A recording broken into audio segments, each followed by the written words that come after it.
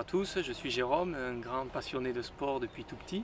Quand j'avais 5 ans, j'ai commencé l'escrime et c'est un sport que j'ai jamais arrêté de pratiquer. Il y a environ 10 ans, j'ai commencé à courir et j'ai pas arrêté non plus. D'ailleurs, en 2017, lors du semi-marathon de Valence, j'ai eu pas mal de difficultés à terminer le semi-marathon et à la fin, on m'a diagnostiqué diabétique. Depuis, ça a été vraiment un moteur dans ma vie et dans ce que j'ai voulu atteindre au niveau sportif, beaucoup plus qu'un frein. Et au niveau référence, cette année j'ai réussi à courir le marathon de Paris en 2h46 et le semi-marathon de Barcelone en 1h19.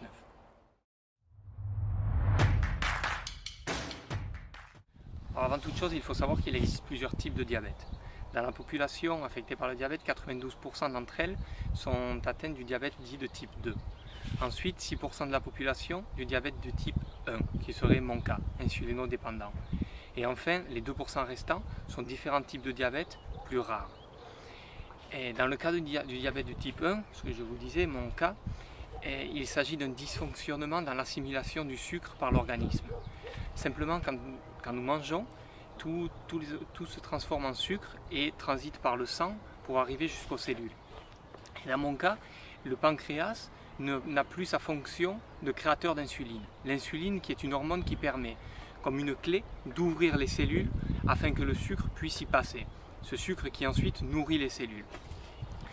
Ce qui fait que dans le cas des diabétiques de type 1, nous devons remplacer ce processus par un processus mécanique externe qui serait une piqûre d'insuline.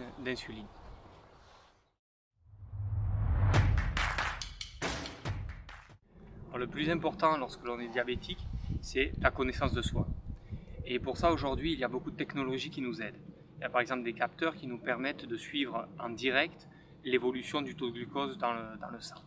Et cela nous permet d'ajuster si on est trop haut, de manger quelque chose si nous sommes trop bas et de savoir exactement quelle quantité d'insuline il faut s'injecter. Ceci dit, il faut vraiment privilégier dans notre quotidien une alimentation en indice glycémique faible et au contraire éviter les aliments trop sucrés. Mais cependant, et c'est quelque chose qui me tient à cœur de le dire, cependant on peut manger de tout.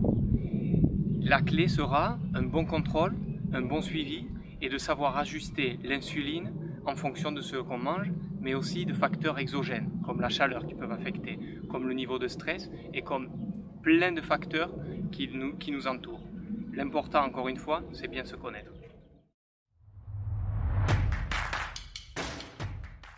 Contrairement à ce que beaucoup de gens pensent, le sport est extrêmement bénéfique pour tout diabétique, que ce soit d'ailleurs des diabétiques de type 1 comme des diabétiques de type 2.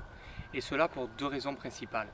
La première est la nécessité en insuline qui est bien moindre. Lors de l'exercice, les muscles, les cellules consomment du sucre. Il est donc nécessaire de s'injecter moins d'insuline.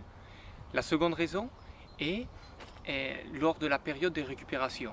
Lors de la période de récupération, le sport nous offre un taux de glucose beaucoup plus stable, ce qui est un avantage. Avant toute chose, il faut savoir que l'insuline a un effet de 4 heures. C'est-à-dire que durant 4 heures, après une piqûre, l'insuline peut avoir un effet sur l'alimentation que l'on est en train de manger. Le pic d'effet a lieu à 2 heures. Avant une course, il faut donc prendre cela en considération. Dans le cas du marathon de Paris, j'ai préféré prendre le petit déjeuner 3 heures avant le départ pour qu'il me reste qu'une heure d'effet d'insuline, ce qui me permet seulement juste avant la course, avant le départ de la course, pouvoir manger quelque chose sans générer une hyperglycémie, un pic de glucémie dans le sang. Ensuite, durant la course, et cela est très personnel, j'essaye de ne jamais regarder mon niveau de glucose, simplement pour éviter des effets psychologiques qui me sont arrivés au début de la maladie. C'est-à-dire qu'en le regardant le niveau de glucose, j'avais tendance à surréagir. Si je commençais à être un petit peu bas, à me gaver. Si j'étais trop haut, hyperglycémie, à me stresser et à vouloir m'injecter de l'insuline, ce qui n'était pas forcément la solution non plus. Donc durant le marathon, ce que j'ai fait, c'est m'arrêter à tous les ravitaux pour manger et principalement des fruits. Quelque chose qui est important également, c'est lors du petit déjeuner, privilégier ce qui est protéines, par exemple jambon, fromage.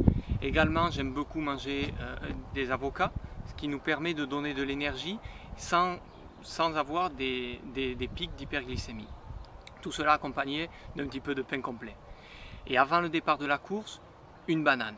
Et avec cela, en principe, cela me suffit pour tenir un semi ou un marathon en s'arrêtant à chaque ravitaillement pour manger quelque chose. Et cela dépend réellement de votre niveau de glycémie pendant le ravitaillement, sans pour autant être focalisé sur un contrôle trop régulier.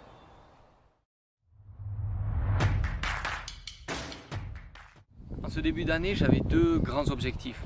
Le premier était le marathon de Paris et essayer de descendre mon meilleur temps qui était à l'époque de 3h07, ce que j'ai réussi avec un temps de 2h46. Le second était le Half Ironman de Calais qui a eu lieu en mai cette année, en relais avec un ami et mon père, où l'on termine troisième.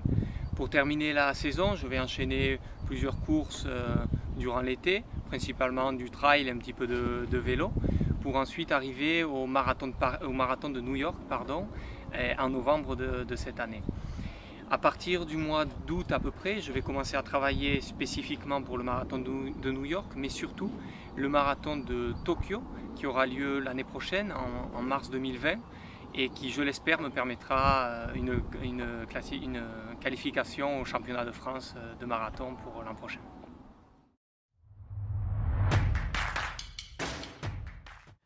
Merci beaucoup à Athlète pour cette opportunité. Il me semble que c'est très important de pouvoir partager sur le diabète et pouvoir expliquer certains points et rompre avec des idées reçues que nous pourrions avoir sur cette maladie. Et si vous avez des doutes, des questions ou souhaitez en savoir plus, vous pouvez ou me contacter par mail ou directement aller sur la page Athlète Nutrition.